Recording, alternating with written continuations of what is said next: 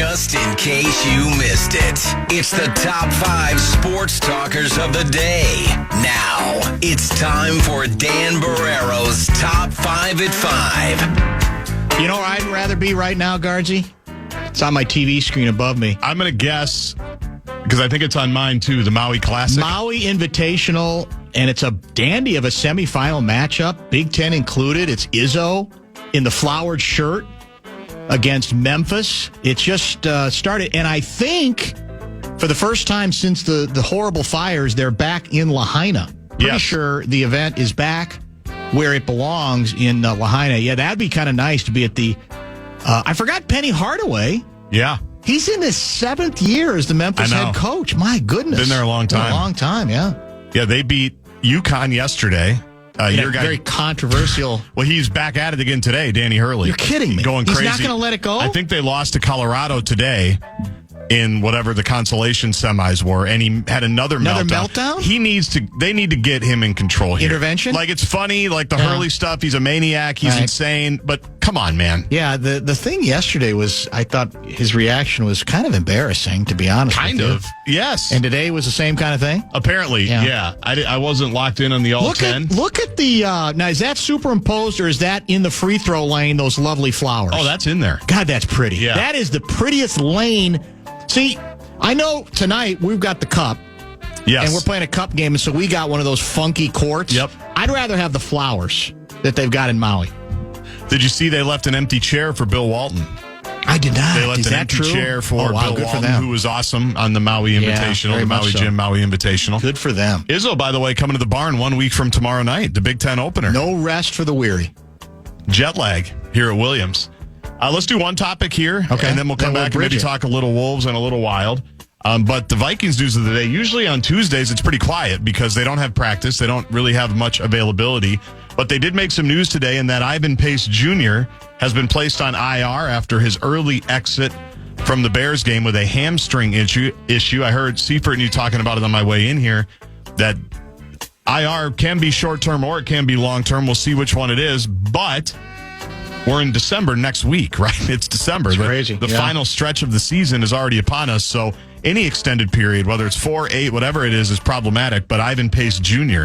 is going to IR. Will his absence be as pronounced as the Blake Cashman absence was earlier in the season? Only time will tell, Davey. Well, and we're still waiting to see for the other shoe to drop on Daniel Jones. And the feeling I got from Seifert is now there's a decent chance today it might not be the day. Vikings are clearly in the mix. There's no question about that. They are clearly interested. A lot of this, I think, has to do with really what Jones's intentions are, right? The Raiders, there's a chance to play right now, but do you want to play? If you're beaten down and your image as a quarterback has taken the beating that it has, if you're Daniel Jones, would you rather go the 49ers Sam Darnold route and sit? And the other key question we talked about was, if he comes in next week, is he your best bet as the backup? Because I'm not a Mullins guy, but I would say no. I don't think he can walk in here and be the backup immediately. I don't think that's fair to anybody involved. Do you? I think you got to see him for a while. Yeah. You got to see how beaten down he is. Right.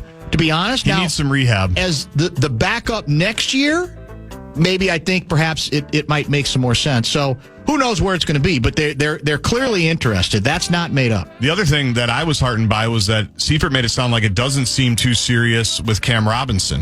Correct. Because when he left the game, that's where I started to get a little verklempt, given that he's replacing Christian Darrisaw. They did a nice job to bring this guy in and at least give them someone who's played the position for a really long time, looking for his next contract. But it sounds like he might be even ready to go on Sunday, which would be good against the Arizona Cardinals. Let's straddle. We'll get into some Wild stuff and some Wolves stuff. Wolves back in action tonight. Wild lost last night. And then we'll prepare for some Thanksgiving travel talk with our guy Kyle Potter at the bottom of the hour. Just in case you missed it, it's the top 5 sports talkers of the day. Now, it's time for Dan Barrero's Top 5 at 5. Who else is going to sponsor the Maui Invitational TV coverage on ESPN than, I've seen a Maui Gym commercial. Yep. and I've seen a Tommy Bahama commercial. Makes sense. Why wouldn't you? Checks out. Yeah, it checks out 100%. Part 2 of a truncated edition of the Top 5. What do we have? Let's go over to the X. Let's skate on over to St. Paul, where the Wild hosted the Winnipeg Jets last night, a Central Division collision, and things look good for the Wild. They were all over Winnipeg in the first period, led 1-0, and then it was all Jets. John Hines, what did we learn? Well, I think we gotta take some things out of it. I think there's more good than bad out of the game, but you gotta take lessons out of everything. You know, each game is an opportunity, you know, to test yourself in different situations. I thought we did lots of good things. There's some things that we can grow from the game, but you know, we got a lot of hockey this week too, so we got to put this one behind us, grab what we can take out of it, and then we got to make sure that we're, you know, refreshed again tomorrow, and then we're ready to go against Buffalo. Nino Niederreiter, one of our old young guys, who, if I remember correctly, scored the game-winning goal in Game 7 against the Avalanche all the way back in 2013, I want to say. Oh. Maybe 2014, right. Can't remember, but a while ago, still in the league and plays for Winnipeg and had what would be the game winner because the Jets won 4-1. Winnipeg now still atop the Central Division with 36 points. The Wild 4 clear of Dallas in second place with 30. And as Coach John Hines mentioned, they've got a lot of hockey this week, and they got to get ready for Buffalo in a couple of nights. I'm sorry. I just lost myself in Magic Johnson's eyes. Should we maybe do some best stuff? At the Maui Invitational, and I think he was chatting with, that looked to me like Tom Izzo's wife, pretty sure. Lupe? Yeah, I got FOMO right now. I can't let go of it. There's no question. Now, when you add, it's Maui, and then you add Magic and Maui. Magic was my guy before he was Sid's guy, by the way. That's another inside joke going way back. And Maui's, I mean, what's left? Yeah, that's all we need now is for Mick Fleetwood to walk in, you know, at halftime Maui, and do the Mick interview. And Magic. How good with that? Good alliteration, too. It'd be good. Yeah, you look, we talked about this with Louie, and he didn't deny it, that the goaltending was exquisite. You could say the Wild deserved better, but at some point you got to beat these better teams, and the record against the top 3 in the Central, as Russo pointed out going back to last year, is awful. And as good as this start has been, part of the improvement sooner or later has to be winning your share of games against these teams, correct? I mean, that's part of, we're looking for measuring sticks, and that's what's going to have to happen at some point. So that has to be, I think, a bone of contention and frustration, no matter what the head coach or others, or even Billy Guerin, any of them are saying at this point. Sooner or later, you got to break through. In other words, well, maybe your goaltending need to be even better than their goaltending, or somebody else has to do something that doesn't even make any sense. The final, I think, ended up being 4-1. Correct. And so a disappointing deal, because I think we're now at a point where, okay, let's see some of these litmus tests, see if we can move up a step in class that goes beyond the record, which is top 3 in the league right now. I think I didn't check as of the latest standings today, but the next step is you got to beat. If you want to think we're going to go someplace in the postseason, you're going to have to beat better teams. Tied with Vegas for the third most points in the entire league. They're second in the division with 30. Vegas also has 30. They're atop the Pacific. And then the New Jersey Devils would be the only other team besides Winnipeg that has more points. They have 32. Big one tonight at Target Center. You know why it's big, Dan? How so? Because it's the Cup. It's the NBA Emirates NBA Cup game. And here's the advantage. Remember, we lost to Portland in our first Emirates NBA Cup game? Yes. It was a disaster. We got run out of the gym. And remember, Michael Grady, to his credit, was mocking and ridiculing what the Wolves were trying to do in the fourth quarter to get the point differential down. Well, here's the advantage that the Wolves have. When you lose to a bad team in the NBA Cup that has no ability to actually sweep, like I think Sacramento did that to us a year ago. Right. That's what killed us. You can still win your group. And the Wolves can still win their group because Houston comes to town, by the way, with a gaudy record, top 4 seed. I think they're 12-5, 12-6. 12-6. Houston is atop the group right now at 2-0. That's the opponent tonight. Portland's already lost to somebody else. We beat Sac, and Sac lost another game. The Clippers, who come here on Friday, are 1-1. That could be to get in right there. You have to win tonight, and you're gonna have to beat the Clippers. That's the formula. Yes. As Alan Horton brought to my attention. I assume, Dan, that once you lose a game in the Cup, your margin for error is slim to none. I think it depends on the other teams and what they do. But if one of them's Portland, yes, that helps a lot. That helps. And if you can beat the other good teams, which Houston is a surprising good team in our group this year. Yes, they have been. You're good. Dangerous. Dangerous. So you win tonight. And then you win on Friday, and you're probably advancing to the quarterfinals. The tip is 7 o'clock at Target Center. That's why we're out early at 6:10 to get Vikings programming in before the pregame. The Wolves game is right here on the Fan tonight. And Mike Conley was officially upgraded to questionable yesterday. Finchie usually meets the media right about now in the next 15, 20 minutes or so.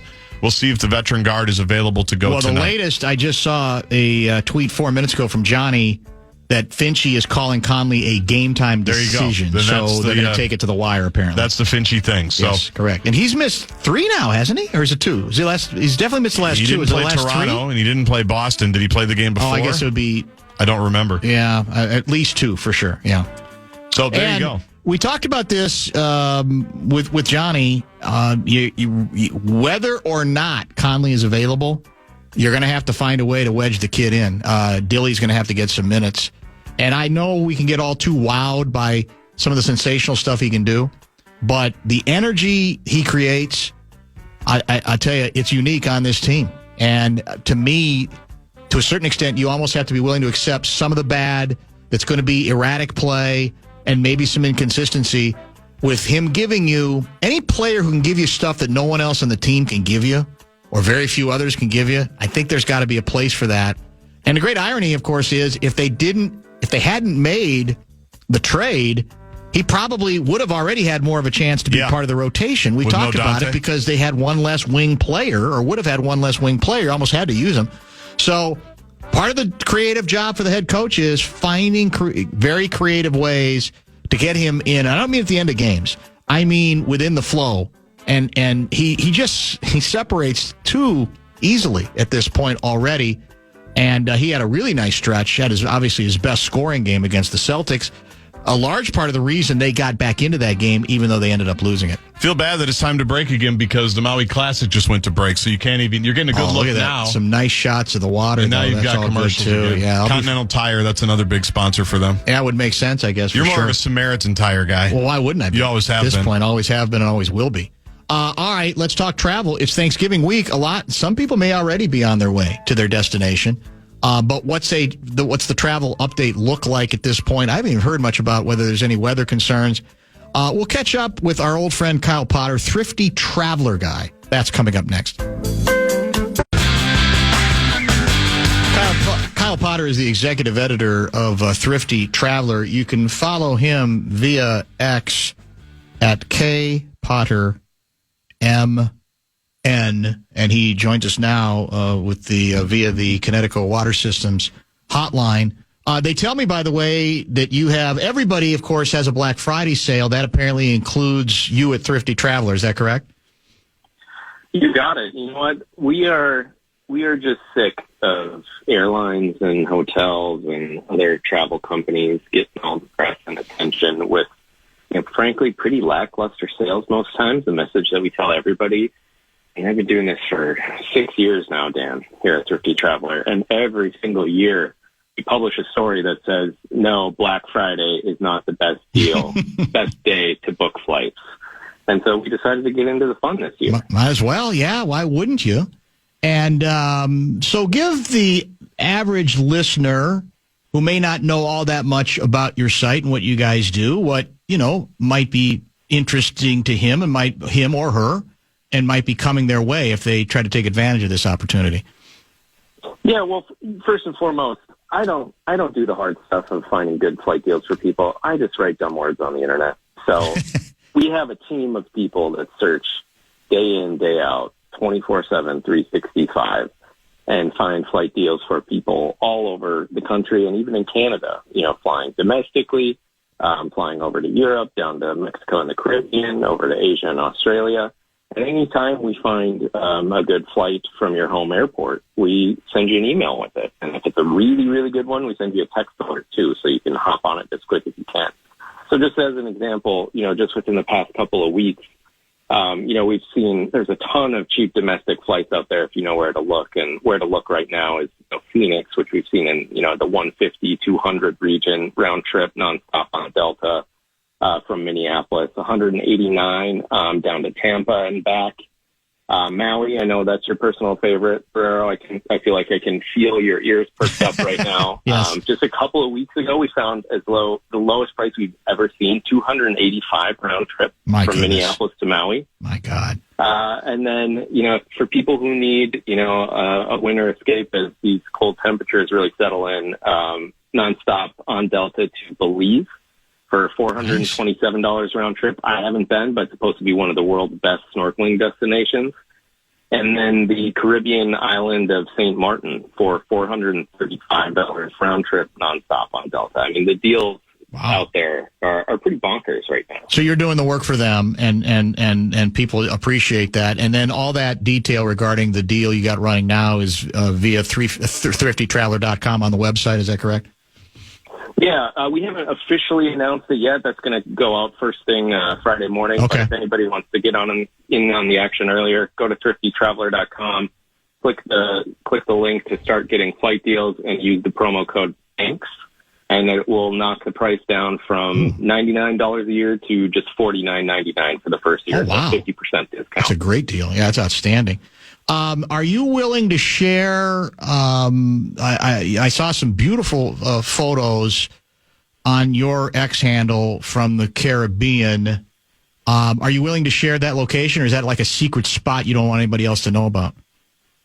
It's my own private. No, it's not. It's it was in Antigua, and so my wife and I decided a couple of months ago, you know what, we got to get away somewhere warm in November after a pretty crazy summer and fall, and found this amazing boutique resort called Hermitage Bay on the Caribbean island of Antigua. Yeah.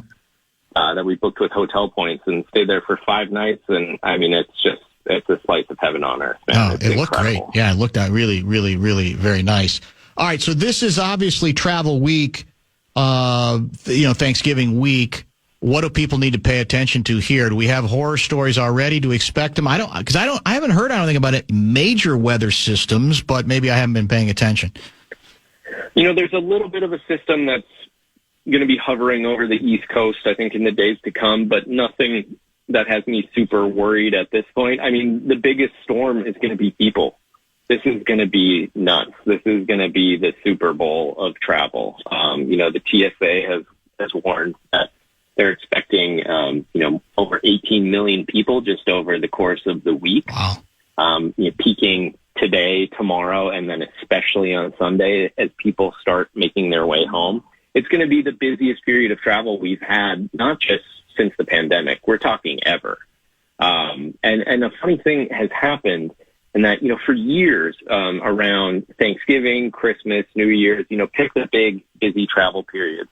All of the airline executives said for years going back to 2020 and 2021 that, the big peaks were getting smoothed out because people had more flexibility to say, depart on Monday before Thanksgiving and come back the following week.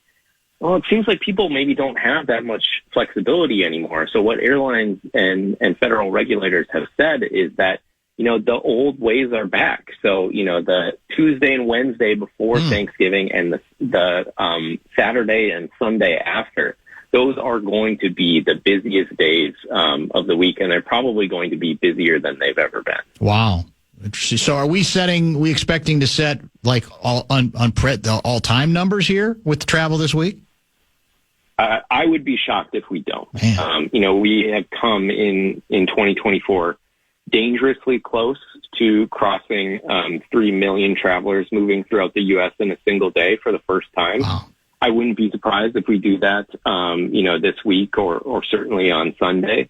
But yeah, the top 10 busiest travel days in U.S. history now have all fallen in 2024, and I imagine we're going to set a couple of new ones just within the next couple of days. And the system has the ability to handle these sorts of numbers? I mean, it seems like it. I mean, look, there have been some embarrassing flops, not just within the past few years, but within the past few months, Delta being the biggest offender back in July. But, for the most part, it seems like, airports, airlines can keep people moving, get people on and off the ground on time, as long as something doesn't go catastrophically wrong. And that's a big if. It doesn't take much more than a really big bad storm system in one pocket of the country, or a cybersecurity outage for the wheels to start to come off and airlines really struggle to keep up. So, at this point, things are looking really good. But, for people who are nervous about that, I think the biggest thing you have to do is just keep your ear to the ground and wait and watch to see if there is that one big event that might throw everything, throw a wrench into the works. You had an interesting tweet a few days ago having to do, and I know this affects a lot of people who are listening, that basically when it comes to Delta, if you're, if one of the more attractive parts about gaining, mileage status isn't necessarily the mileage in terms of then using it on trips, but to help you move up, to first class, that basically that's a thing of the past, almost no matter what your level of flying status is at Delta. What's that all about?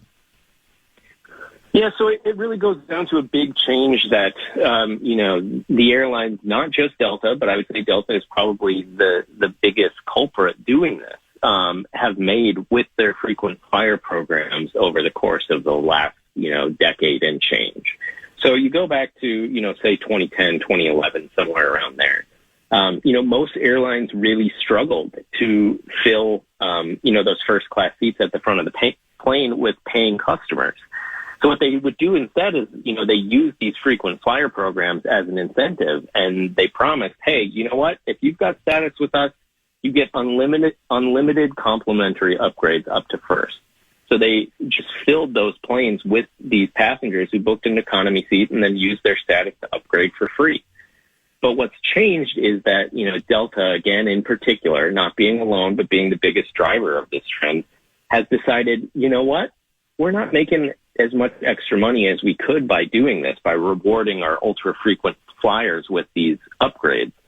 So what we're going to do instead is we're going to lower the price of those first-class seats, either through, the price when you first book, or, probably more importantly, when you upgrade after booking, in order to fill those seats with paying customers. So there's a flip side to this too. That means that, I can rely on getting a much cheaper upgrade just by paying cash to a first class seat if I really want it, and I don't have a list of Delta status.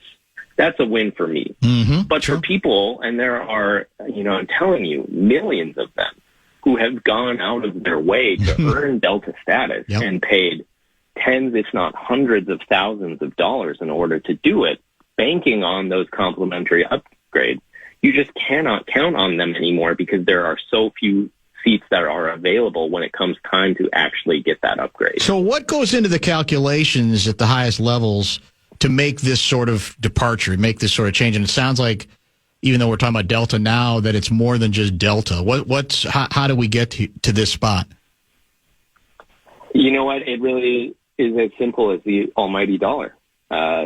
Airlines make decisions that are going to make them more money. Yep. And when a decision or a program that they have in place is not making them as much money as they can, they get rid of it. Or when a benefit is costing them more than it's bringing them in revenue, like with complimentary upgrades, they change the program. It really is as simple as that. Delta is and has been for a couple of years now the most financially successful airline in the United States. And that's not an accident. It is because of decisions like this. And you know what? I'm not trying to single out or call out Delta for doing what publicly traded companies are supposed to do. They're supposed to be profitable. They're supposed to increase profits. That's what their owners, their shareholders expect them to do. Good on them for that perspective. But my concern is that there are just so many people out there that are on the hamster wheel of chasing Delta status. And sometimes you just need to look at these numbers and step back and say, oh, wow, what is it that I'm paying for when I'm, paying extra to fly Delta, or when I'm swiping my Delta SkyMiles credit card everywhere I go in order to earn another couple of bucks towards my Delta status? Is it really worth what I'm paying for? Kyle Potter is the executive editor of Thrifty Traveler, joining us this afternoon on the Fan. I don't travel anywhere near as much as I used to, obviously, in the newspaper days. But when I have, and when I've looked for flights or whatever, my perception is that to places such as, just let's say, Chicago O'Hare, that I felt like there was a time where literally I could pick any time and I could find a flight, that it was almost endless how many flights there were. And then I feel like, obviously there's still plenty, but there's not anywhere near as many as there used to be. Is that just my perception, or is that a reality of a way how the business has changed a little bit, where you felt like, well, whenever you have to go, you'll be able to figure something out. You may not get the perfect fare, but you're going to be able to figure it out. Whereas now I feel like not so much. There's not as many options on maybe the back end of the day or whatever. Is that true, or is that just me thinking it's true? You know what? I'll be honest. I think it's a little bit of both. And I think there are two things going on here. Chicago, I think, is a good example because I think it highlights two changes that have happened specifically with, that Minneapolis to O'Hare route. One is that, Delta's stranglehold on Minneapolis has only grown tighter and tighter over the last, 5-6 years. And so that means that, Delta's still got plenty of flights, but United and American in particular have cut back on their flying to and from Minneapolis just because they can't make the money that they used to because Delta commands so much of the market.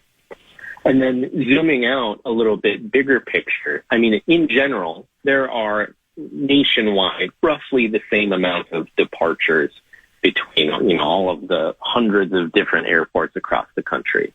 But in particular markets, you feel some additional pain in seeing reduced frequencies, the number of flights you can book, those, last day, 8 p.m., 9 p.m. flights.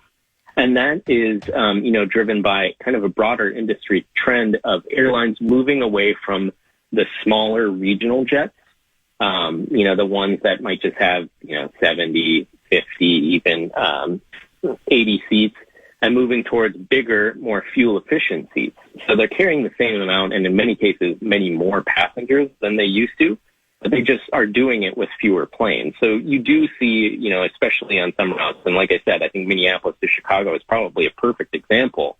You do see fewer departures than you used to, but I guarantee you there are actually more people traveling on those flights. You mentioned the stranglehold on this market of Delta is only growing. How is that happening? Why is that happening? And is there any relief in sight? Because obviously, logically, most people think, well, they may even love Delta, okay? But they may say, well, obviously, God, I wish there was more competition here for all the obvious reasons. How did we get to this spot? And is there any reason to believe it's going to, the market forces are going to make any sort of significant change in the next, let's say, 5 to 10 years? There's good news and bad news here. Let's start with the bad news, and that, when you talk about Delta getting significant competition from American, United, Southwest, even Sun Country, which has grown a lot, but is still pretty tiny, and is not the same kind of airline as Delta is. That's not going to change anytime soon. So it's just, they are too strong. They, have basically built a moat around Minneapolis, and any airline that has an option for where to send a new plane looks at Minneapolis, where Delta, really has control, and says, you know what, not worth it. We've got about a dozen, 2 dozen, 100 better opportunities. So that's the bad news, especially on the domestic front. On the international front, I think things are looking better than ever.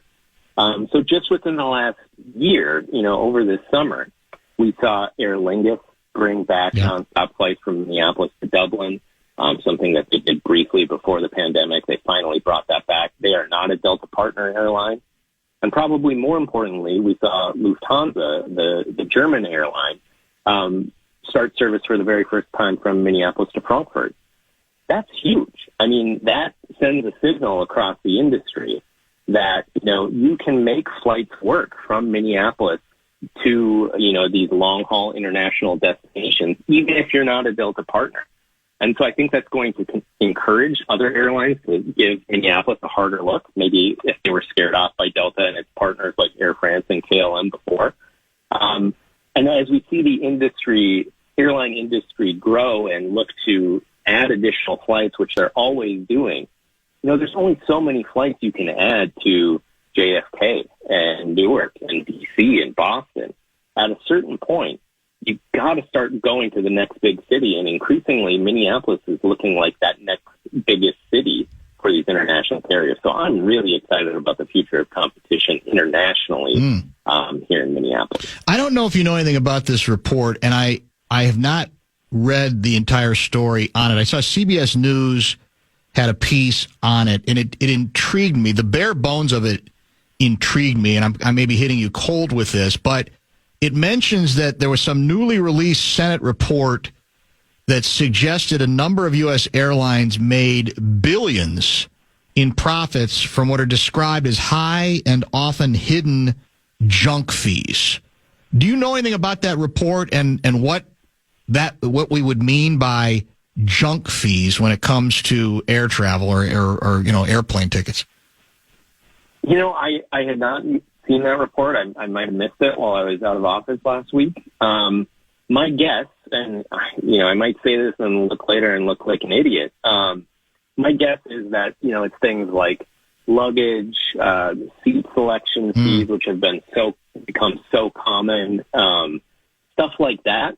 Stuff that Americans rightly had grown to expect to be included with the price of their ticket because that's the way it was for decades, and really only within the last 7 to 10 years has become commonplace. Well, I think you hit it. But I don't know for sure. You got good instincts because now I found a CNN story with a little more detail on it, and they describe junk fees as charging customers extra to select a seat or to carry on bags. According to that subcommittee report, the report said some airlines have even paid workers cash incentives to identify customers trying to avoid fees for carry-on bags. They're saying 5 U.S. airlines from 2018 to 23 made more than $12 billion on seat selection fees alone, an unbundled cost that used to be included, as you mentioned, as part of an airline ticket. Man, that's a lot of money. It is, and I hate to break it to you, but that sum is only going to grow. Yeah. And whether you call them junk fees or just fees, it's only going to get worse. So just last week, we're talking a lot about Delta here, but why stop now? Delta hinted, without giving a whole lot of details, that they're going to start introducing more unbundled fares and different options. And the way that Delta's president described it was, basically they're going to break out every kind of ticket as a good, a better, and a best. And that when you pay more, you get more.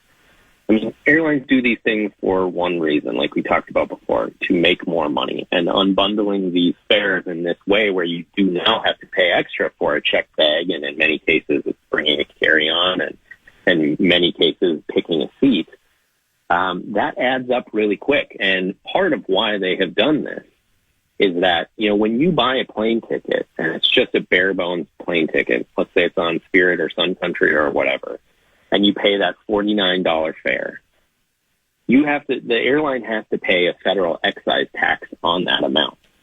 They pay 7.5%, and I'm not going to embarrass myself on your radio station trying to figure out what that amount is. We do that enough ourselves. Multiply that over the course of millions of passengers a day. It's a lot. It's a lot of money. Airlines don't have to pay that excise tax on optional fees. So not only are they charging additional for bags, for seats, all of that stuff, but they're also keeping more of that money and not handing it back to the federal government because it doesn't have to be taxed, because the airlines can claim that it's optional. Couple of texts. This is from Athletic Fat Guy. Competition allowed us to fly to Dublin for the very reasonable price of $476. You were talking about that earlier, and things getting better, more options internationally. And we also have a text from 612 Guy asking, when is a good time to go to Hawaii? Is it about time of year, or is it just about, again, paying attention to deals that come up, which I know goes back to what you guys try to offer via Thrifty Traveler? What governs when, what tells us when the right time is? A non-peak times to Hawaii? What goes into those decisions in terms of pricing? as far as I'm concerned, there's no bad time to be in Hawaii, which is great. You know, you can't say that about every destination on the globe. You certainly can't say it about Minnesota. But that opens up a lot of options too. Like you said, really follow the deal and pick your vacation to Hawaii based upon when you can find the cheapest flight possible, or at least a price that you like. You know, I have personally gone to Hawaii, always in kind of late January, early February, and it's perfect for me. But you know, if your version of Hawaii is different than mine, if it's, you know, mine is about going hiking in Kauai and sitting on the beach in Maui, there might be better times to go. You know, if you want to catch, you know, whale migration season, you really need to do some research on the best times to head out to the coast of Maui and go out on a boat. But other than that, you really cannot go wrong. In terms of pricing, though, same thing. It's just a matter of being alert and paying attention, and stuff crops up. Yeah, you know what? I don't really think that there's a peak season for Hawaii airfare, at least not that I've seen. You know, the deals are pretty steady. You know, some are certainly better than others. It might be, you know, another year or more before we see another $285 flight deal from Minneapolis to Maui. But, you know, we do see a steady trickle of things in the 300s, in the 400s sometimes, which is still a bargain compared to the, you know, $800-900 prices that are pretty common. We just see deals like that, you know, pretty steadily throughout the year. So I don't know that there's really a truly bad time to avoid if you want to get a better deal on flights. You just kind of got to wait for the deal and book your trip around that. So hit thriftytraveler.com, and then eventually if you keep an eye on things, you'll have this Black Friday opportunity later in the week, correct? That's the plan? That's right. Or you can sign up now with our premium service, use the promo code THANKS, THANKS, knock 50% off your first year deal. Outstanding. Have a terrific Thanksgiving. I'm glad you thought of us. Good to catch up, and we'll try to stay in touch. Thanks as always, Kyle. Yeah, you too.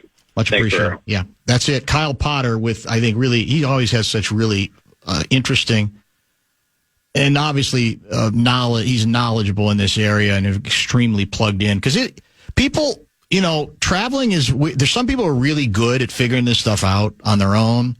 And there's some people who do need to be held by the hand a little bit, or they need guidance on where to go. And the beauty of their deal, what they would do via Thrifty Traveler, if you sign up with them, is they watch all that stuff for you, and they send these alerts to you, so you do not have to do the work. So if you're into travel, I can definitely say I highly recommend dealing with them, and you'll get some extremely good guidance and some good ideas. And he's just good on, like I said, Kyle is just good on travel in general. And whenever we've had a crisis situation, of course, we've had him on as well. We've got one segment left today because we've got some Vikings programming to get into. So let's do this. Let's come back. We will remind you what you missed earlier in this program. A couple of interesting leftover nuggets from late in our conversation with Luigi as well. Show Wrap brought to you by American Pressure, commercial-grade pressure washer since 1975. It's the bumper-to-bumper Show Wrap. Vikings country is going to follow us in about 8 or 9 minutes, and then it will be not just on the Timberwolves channel, but on KFAN and FM 100.3 The Fan. Houston Rockets are in town. The vastly improved Houston Rockets taking on the Timberwolves, and this is a cup game. So if we want to actually get back in the conversation, we got to win tonight. If we do, we're back in the conversation. And then I think we can kind of work our way in if we are able to also knock off the Clippers, who we host on Friday. This is the first of a 4-game homestand, I believe. Correct. And Sacramento comes here tomorrow night, not cup-related. That's true. That's it. That's what you have to remember. Tomorrow is going to be a very busy program because we're out for the holiday Thursday and Friday. Pick segment with Gaardsy will be tomorrow. Glenn Mason will be tomorrow. Ben Gessling will be tomorrow. Kessler's got the day off, and because we're also out even earlier. Why are we out early tomorrow? I don't even remember. I believe because of the Vikings programming before the Wolves game again. Wolves again. Wolves are Wild. All right, fair enough. So tomorrow it's the Wild. We're on quite the holiday schedule, and you know we spent a lot of time with Louis after we talked about the Wild. Somehow we got onto the sub. Well, somebody had emailed or texted asking him if the U.S. Hockey Hall of Fame is worth taking the trip.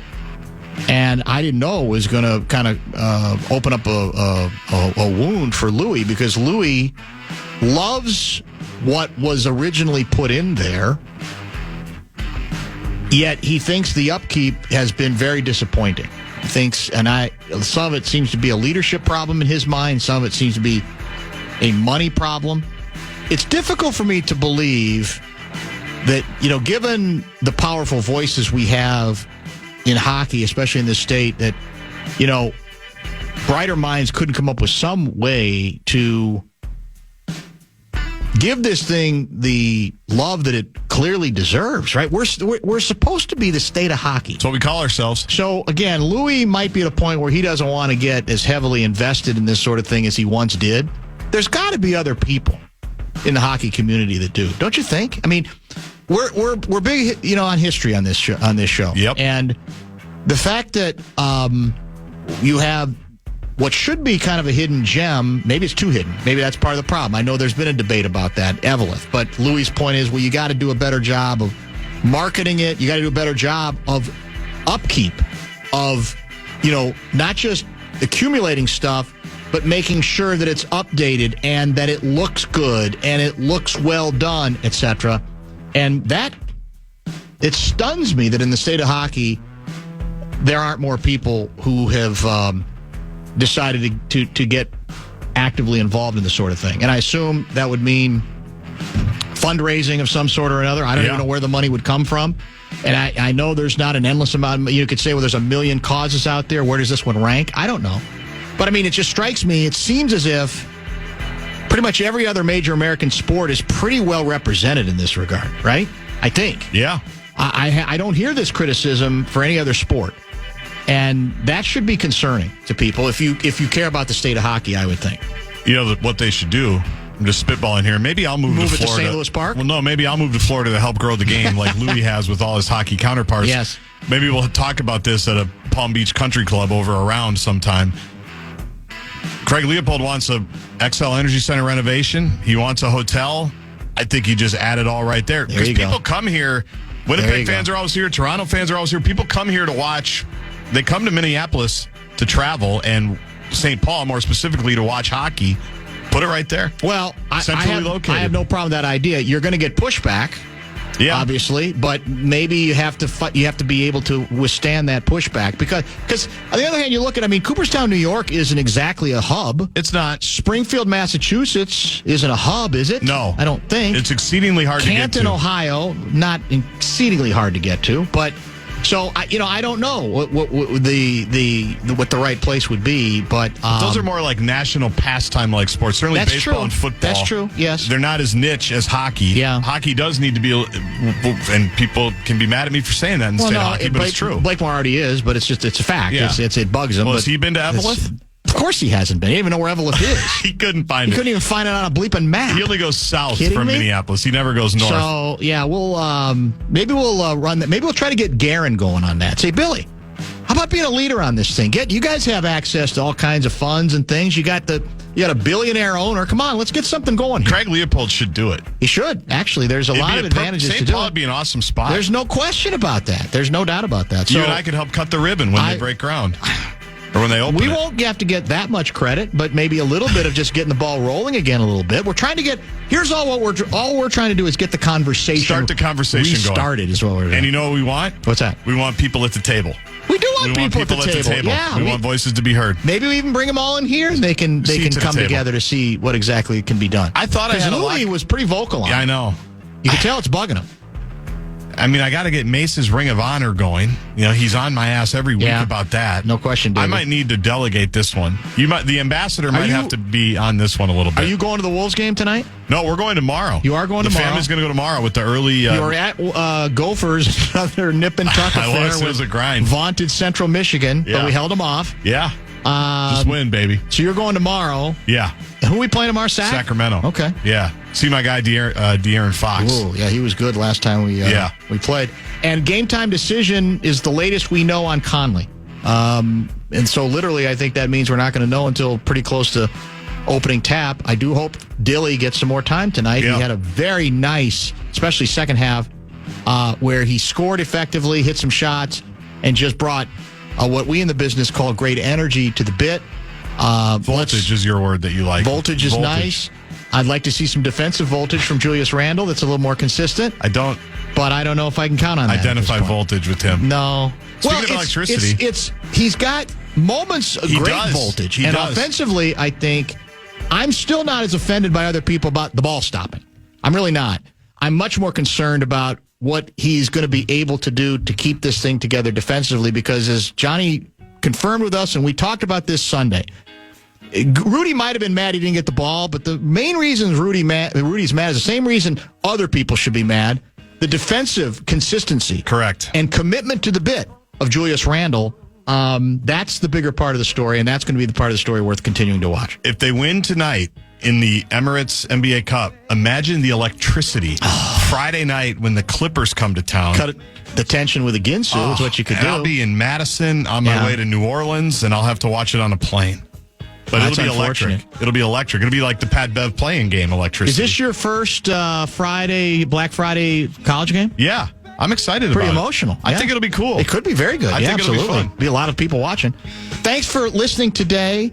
We're back tomorrow beginning at 3 o'clock with a very special pre-Thanksgiving Day program. We hope you'll join us. Vikings Country is next.